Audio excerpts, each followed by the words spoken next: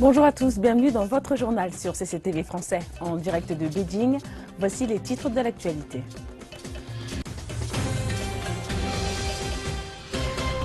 Le Premier ministre chinois et les dirigeants des 16 pays de l'Europe centrale et orientale se sont rassemblés à Suzhou pour la 4e réunion des dirigeants Shinpeco. L'armée turque a annoncé qu'un de ses chasseurs avait abattu un avion de chasse d'origine russe qui violait l'espace aérien turc près de la frontière syrienne. Au moins 3 personnes ont été tuées, 14 personnes blessées lors de l'explosion d'une bombe dans le nord de la péninsule du Sinaï en Égypte. Le Ghana est l'une des économies les plus dynamiques d'Afrique de l'Ouest, mais beaucoup de grandes villes du pays connaissent encore des pénuries d'eau et d'électricité. De nombreuses pièces d'or et de pierres de jade suggèrent que le cimetière Haihunro dans la province du Jiangxi contenait la dernière demeure d'un petit-fils d'empereur.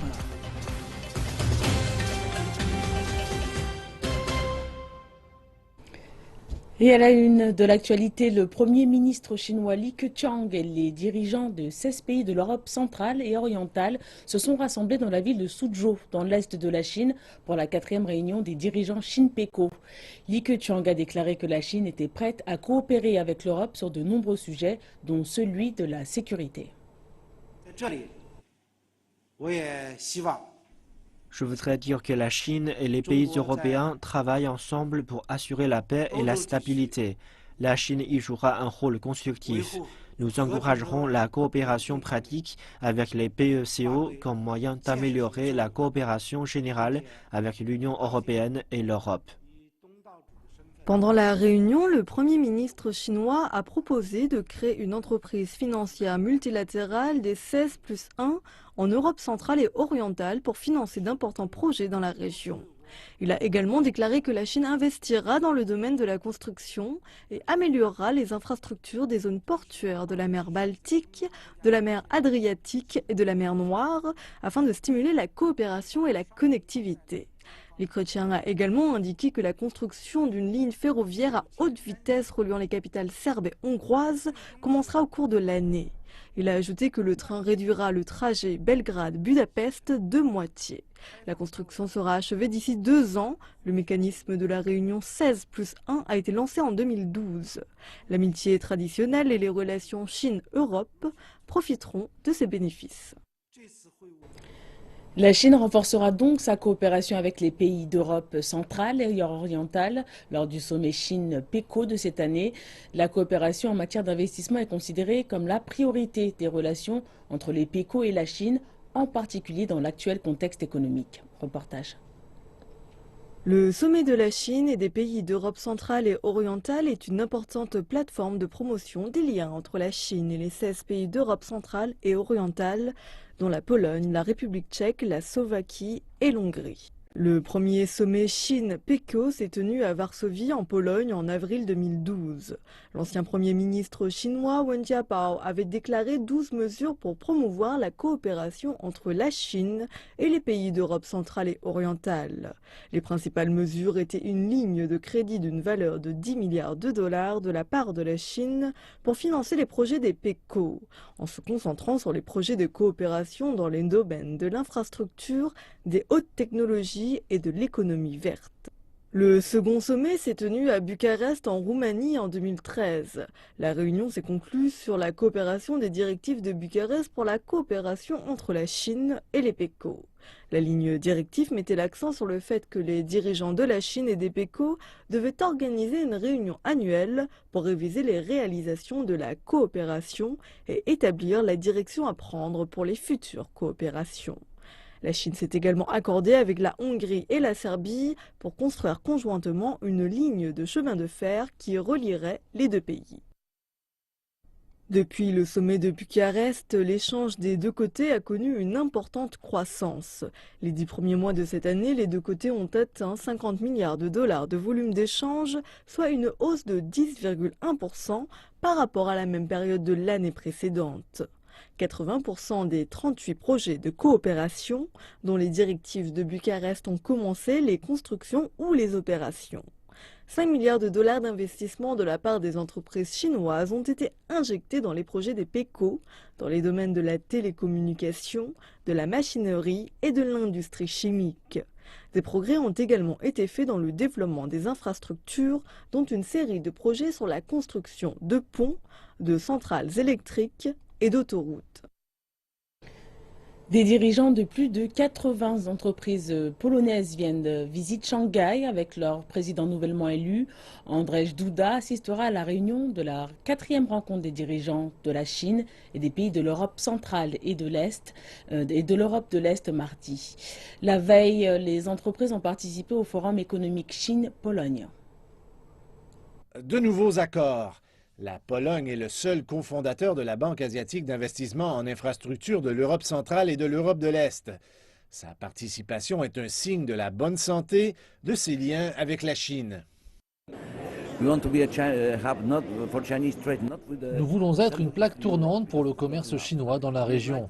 Mais ce n'est pas assez, nous voudrions être un centre de transfert pour les échanges commerciaux de la Chine avec son partenaire commercial le plus important, qui est l'Union européenne. Et ce de différentes façons économiques, logistiques, politiques et pour le transport. Tout d'abord, la Pologne a fait de grands efforts pour stimuler la logistique des trains de marchandises entre la Chine, la Pologne et l'Europe. Nous opérons avec nos partenaires chinois à Chengdu, au Sichuan, et nous ouvrons maintenant notre nouvelle coentreprise avec nos partenaires à Beijing. L'accroissement du déficit commercial explique le besoin d'augmenter le nombre de marchandises transportées.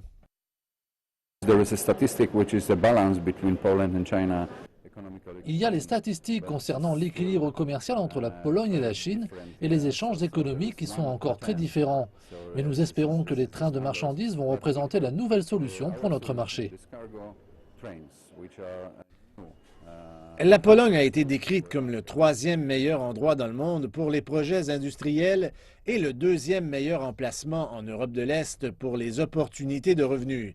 Mais le pays a attiré moins de 90 millions de dollars américains d'investissement de la part de la Chine. La Chine est la source de plus de 10% des importations de la Pologne. Mais les investissements chinois représentent moins de 0,2% des investissements étrangers en Pologne. Pendant que la Chine cherche à créer la route de la soie du 21e siècle, la Pologne doit examiner une façon d'augmenter son exposition au marché chinois, et ce, de manière plus active. Le ministère chinois des Affaires étrangères a répondu à la question d'un journaliste concernant l'arbitrage de la mer de Chine méridionale proposé par les Philippines. Aujourd'hui, la Cour d'arbitrage de La Haye a débuté l'examen du litige et cela va durer jusqu'à la fin du mois. Les Philippines ont violé l'accord bilatéral signé avec la Chine et l'engagement commun pris durant la déclaration sur la conduite des parties dans la mer de Chine méridionale. Ils ont unilatéralement initié une procédure d'arbitrage concernant le différend sur la mer de Chine méridionale. Ils ont l'intention de ne pas respecter la souveraineté territoriale de la Chine et ses droits maritimes en mer de Chine méridionale. Notre attitude envers cet arbitrage est très claire. Aucun consentement ni engagement. Et autre grand titre de l'actualité, l'armée turque a annoncé qu'un de ses chasseurs avait abattu un avion de chasse d'origine russe qui violait l'espace aérien turc près de la frontière syrienne et ignorait les avertissements. L'agence de presse Dogan a indiqué que l'avion se serait écrasé mardi dans les montagnes de la province de Hatay, dans le sud de la Turquie. Le ministère russe de la Défense a fait savoir quant à lui qu'un de ses avions a été abattu en Syrie. Il a précisé que le Su-24 n'avait pas violé l'espace aérien turc, en ajoutant que les pilotes se sont éjectés et parachutés au sol. Et en marge, au moins 3 personnes ont été tuées, 14 personnes blessées lors de l'explosion d'une bombe dans le nord de la péninsule du Sinaï en Égypte. Citant des sources sécuritaires, un kamikaze a essayé de rentrer une voiture piégée dans l'hôtel où se tenait l'élection des juges. Selon ces sources, les forces de sécurité ont ouvert le feu, ce qui a causé l'explosion de la voiture. On déplore la mort de 2 policiers et d'un juge aucune revendication n'a été émise pour le moment. L'explosion s'est produite au lendemain de l'organisation du second tour des élections législatives. Les Égyptiens n'ont pas participé en grand nombre aux élections car le camp loyaliste d'Al-Sisi a remporté une victoire écrasante lors du premier tour des élections qui s'est déroulé le mois dernier. Le nouveau Parlement comptera 568 députés élus, 448 élus pour leurs compétences personnelles et 120 du scrutin de liste. Sisi pourra nommer près de 28 législateurs. Et tout de suite, un tour d'horizon de l'actualité qui nous conduira en Thaïlande, en République de Corée et en Europe. 2 suspects des attentats de Bangkok qui ont fait 20 morts et une centaine de blessés en août dernier ont été présentés mardi devant un tribunal militaire de la capitale où ils ont été officiellement mis en examen pour leur rôle dans les attentats. Mais en raison de problèmes de traduction, ils n'ont pas pu s'exprimer au sujet des 10 chefs d'accusation pour lesquels ils ont été inculpés. Bilal Mohamed, 30 ans, et Mierari Yusufu, 27 ans, n'ont pas répondu à la presse alors qu'ils étaient conduits au tribunal, escortés par des hommes armés. Leur avocat a déclaré que la date du 16 février avait été fixée pour leur procès. La police a affirmé que Bilal Mohamed, également connu sous le nom d'Adem Karadag, est la personne qui a posé la bombe dans un temple populaire et que Mierari Yusufu l'a déclenché. Un hélicoptère militaire américain s'est écrasé lundi durant une mission d'entraînement en République de Corée. Les 2 pilotes présents à bord sont décédés dans l'accident.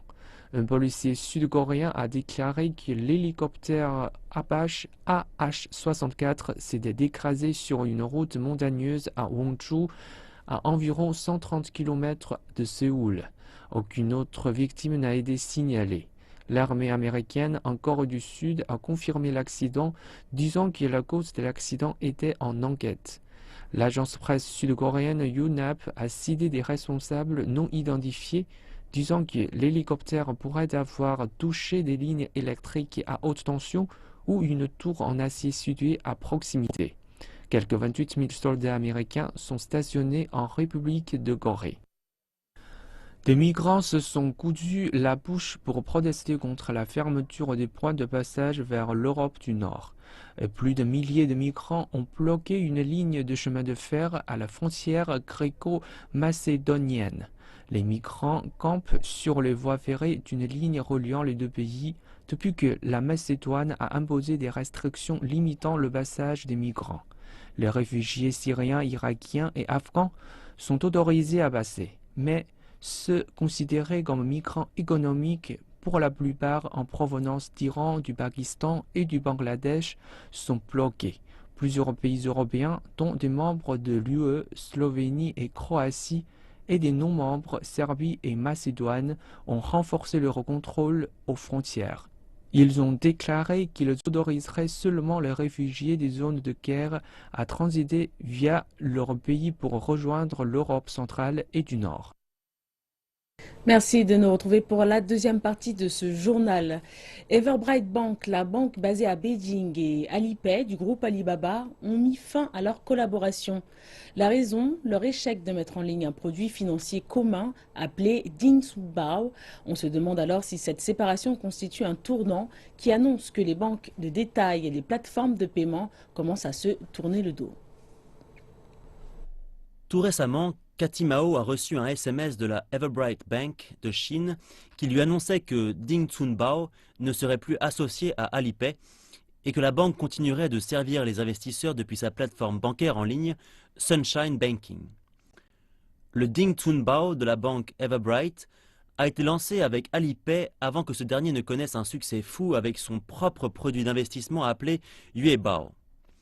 Au début, le produit financier commun rapportait aux investisseurs des taux d'intérêt plus élevés que Yuebao, et c'est pour cette raison que Cathy y a investi 5 000 yuan. Il faudrait qu'il y ait plus d'informations sur ce que les investisseurs sont supposés à faire après ce qui s'est passé. Le SMS n'a pas fourni suffisamment d'informations, et tout particulièrement pour ceux qui ont investi plus que moi. Dans une réponse écrite à ICS, la banque Everbright a affirmé que les investisseurs ne perdront ni intérêt ni principal sur leur investissement s'ils acceptent de le laisser sur la plateforme de la banque. Le communiqué dit que la décision de fermer Ding Zhunbao a été prise d'un commun accord entre la banque et Alipay. Alipay, de son côté, ne dit rien. Toutefois, certains analystes disent que la véritable raison de l'abandon de Ding Zhunbao serait la bien plus grande popularité de Yuebao. Dans les 6 mois qui ont suivi son lancement, Yuebao a rassemblé 49 millions d'utilisateurs et plus de 250 milliards de yuan. Selon les calculs les plus récents, le nombre d'utilisateurs est monté jusqu'à 226 millions, ce qui représente plus de 3 fois le nombre d'investisseurs présents sur les marchés financiers de Shanghai et de Shenzhen réunis. La coopération entre Everbright Bank et Alipay était un peu expérimentale. Ils voulaient prendre la température pour le lancement de Yuebao en observant la réponse du marché à Ding Zhunbao. Les utilisateurs d'Alipay considéraient que Ding Zhunbao et Yuebao étaient la seule et même chose. Cependant, après le succès de Yuebao qui connaît un retour sur investissement plus élevé et une meilleure liquidité, Ding Zhunbao est finalement devenu une expérience ratée. D'après les experts de la finance sur Internet, comme l'est M. Yu, Alipay a subventionné Ding Zhunbao lors de la phase initiale pour attirer les clients par des taux d'intérêt comparativement plus élevés que dans les comptes de dépôt traditionnels. Lors de son lancement, c'était un produit innovant car les taux de dépôt étaient régulés en Chine et les banques ne pouvaient donc pas rivaliser en offrant des taux d'intérêt plus élevés. Ce que les banques ne peuvent pas faire, les entreprises financières innovantes de l'Internet comme Alibaba pouvaient le faire. Et les entreprises de l'Internet avaient l'avantage d'avoir un lien direct avec des millions de clients potentiels. Les banques ont peut-être décidé qu'il était plus sûr de rester sur leur marché. Le Ghana est l'une des économies les plus dynamiques d'Afrique de l'Ouest, mais ces dernières années, beaucoup de grandes villes du pays connaissent encore des pénuries d'eau et d'électricité. Un nombre croissant d'investisseurs chinois coopèrent actuellement avec les entreprises et les gouvernements locaux. Les investissements concernent des projets qui ont largement permis de réduire les pénuries chroniques. Jafar est un chauffeur ordinaire, il habite avec sa famille dans le district de Matina dans la capitale Accra. Il partage avec 5 autres familles cette petite cour. Les femmes de chaque foyer doivent jongler entre les tâches domestiques quotidiennes tout en s'occupant de leurs enfants et en préparant le repas. Jafar nous rappelle que la plupart des familles du district possèdent des gros bidons d'eau en raison de l'absence d'eau du robinet. L'approvisionnement quotidien en eau dépend totalement des camions-citernes.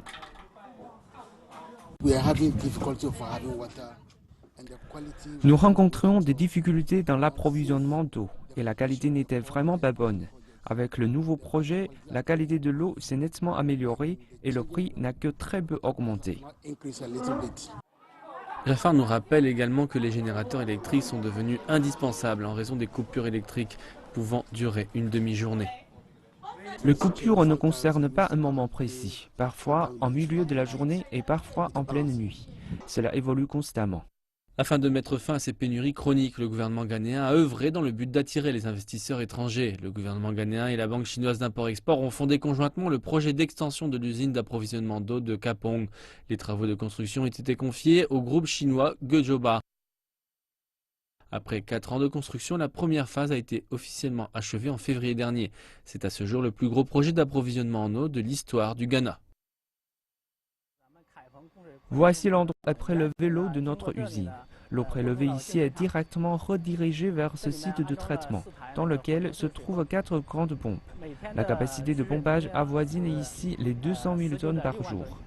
La société de conseil ABP participe également au projet. Son directeur exécutif Albert Oguiri rappelle que le projet a largement permis de diminuer les pénuries d'eau pour au moins 3 millions d'habitants de la capitale. La population attend avec impatience le début des travaux de la deuxième phase. La ville d'Accra connaît actuellement une phase d'expansion très rapide. L'approvisionnement en eau doit donc rattraper l'essor de la ville, sinon les progrès réalisés lors de la première phase ne se feront plus ressentir face à une demande en eau toujours plus forte. Nous espérons que la deuxième phase de ce projet sera achevée le plus vite possible.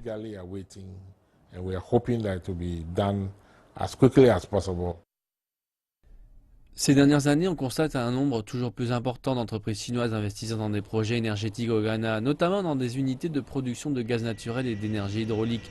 Sunon Asogli Power possède la plus grande usine de production de gaz combustible du pays. Il s'agit d'une co-entreprise créée par le groupe chinois Shenzhen Energy, le fonds de développement sino-africain. L'entreprise a été fondée en 2007 et a commencé son exploitation commerciale en 2010 avec une capacité énergétique totale de 200 MW. En plus de contribuer à hauteur de 15% de l'approvisionnement électrique du Ghana en 2014, le PDG Lee Xiaorai rappelle que l'entreprise a encore bien plus à offrir. Nous fournissons avant tout au Ghana l'énergie. Ensuite, nous participons à la formation des nombreux talents dans le domaine de l'énergie électrique. Nous offrons ainsi une bonne expérience dans la gestion et l'exploitation des unités de production d'électricité, car en comparaison, nos usines fournissent un approvisionnement plus stable et plus régulier.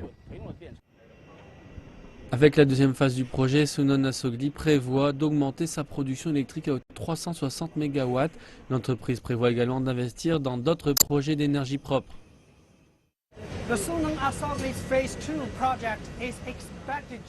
La deuxième phase du projet de Sunon Asogli devrait être terminée au milieu de l'année prochaine. En plus de son usine électrique fonctionnant au gaz naturel, l'entreprise prévoit également, dans les 5 prochaines années, d'investir dans une usine fonctionnant au charbon et dans un projet de parc d'éoliennes. Ces projets garantiront un approvisionnement d'électricité sécurisé, stable et abordable à l'ensemble de la population ghanéenne, tout en élevant le niveau de la coopération énergétique entre la Chine et le Ghana.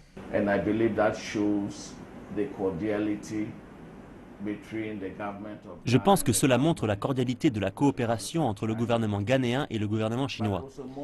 Mais ce qui est le plus important, c'est le caractère qualitatif des investissements chinois au Ghana, ainsi que le climat propice aux investissements que nous avons ici. Sunon Asogli fait partie de ces entreprises du secteur énergétique dont nous pouvons être fiers.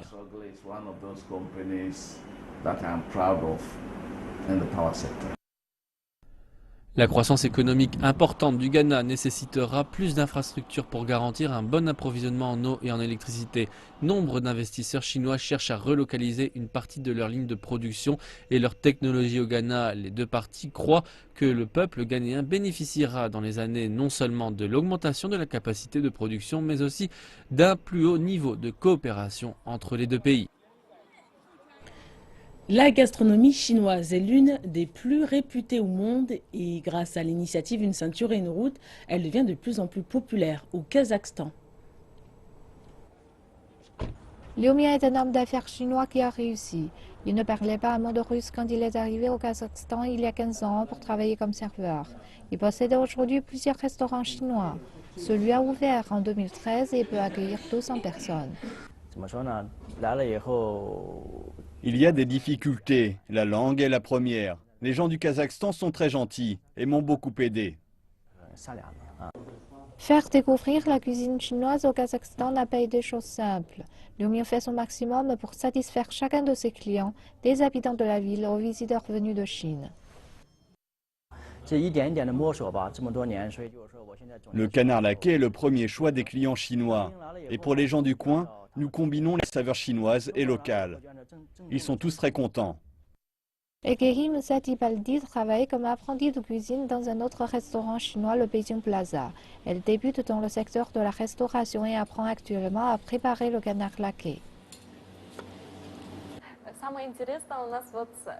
Quelquefois, les clients me demandent comment est préparé le canard laqué. Je leur réponds que c'est un secret. Elle est l'apprentie de Liu Xiaojun, un chef chinois, et malgré la barrière de la langue, elle apprend vite. Elle apprend en ce moment à découper le canard. La prochaine étape sera de le rôtir. L'initiative Une ceinture et une route attire de plus en plus de commerçants et de groupes touristiques au Kazakhstan. Les restaurants chinois sont de plus en plus prisés. J'avais essayé il y a quelques années, mais à l'époque, je n'avais pas aimé. Je ne sais pas pourquoi, mais après avoir essayé 3 fois, j'ai voulu en manger de plus en plus. Ekehim Satibaldi s'est habituée à la curiosité des clients et elle a désormais suffisamment confiance pour cuisiner des plats chinois. De nombreuses pièces d'or et de pierres de jade suggèrent que le cimetière Raihunro, dans la province du Jiangxi, contenait la dernière demeure d'un petit-fils d'empereur. Comme le montrent les évidences, les archéologues sont remontés à plus de 2000 ans d'histoire de la Chine, à l'époque de la dynastie des Han. Pendant des années, les archéologistes ont pensé que la principale tombe appartenait à Liu He, empereur de Chine, pendant 27 jours. Il avait le surnom de Raihunro, marquis de Raihun. Il était le petit-fils de l'empereur Wu, le plus connu des empereurs de la dynastie des Han, il y a près de 2200 ans. Le cercueil est décomposé depuis bien longtemps, mais les bordereaux en bambou, les tablettes en bois, les pierres de jade et les épées retrouvées suggèrent qu'il s'agissait de la tombe de Liu He.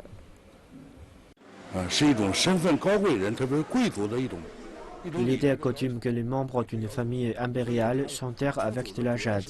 Les pièces retrouvées prouvent que le propriétaire de la tombe était un noble maître, et probablement Liu He.